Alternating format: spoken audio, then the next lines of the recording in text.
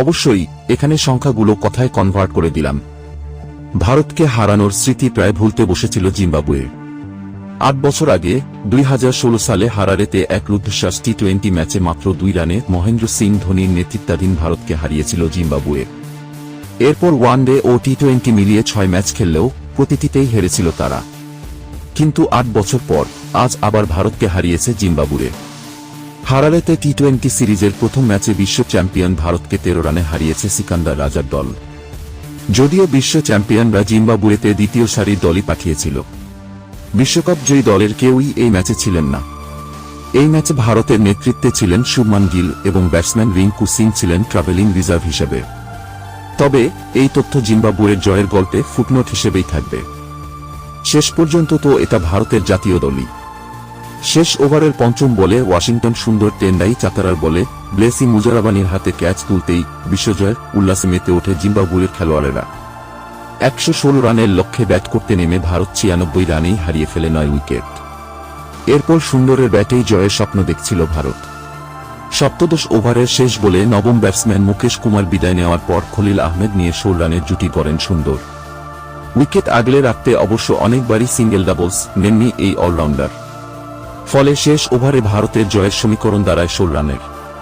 চাতারার প্রথম 4 বলে মাত্র 2 রানই নিতে পারেন সুন্দর। তাতে বড় অবদান ছিল জোনাথন ক্যাম্পবেলের দারুণ ফিল্ডিংয়ের। ডান পাশে অনেকটা দৌড়ে একটি 4 বাঁচিয়ে দেন ক্যাম্পবেল। এরপর পঞ্চম বলে ক্যাচ তুলে দেন 34 বলে 27 রান করা সুন্দর। প্রথম ওভারেই জিম্বাবুয়েকে প্রথম উইকেট এনে দেন ব্রায়ান বেনেট। এই পেসারের বলে ব্যাকওয়ার্ড স্কোয়ার লেগে ক্যাচ তোলেন অভিষেক শর্মা। ভারতের হয়ে অভিষেকে 4 বলে কোনো রান পাননি অভিষেক।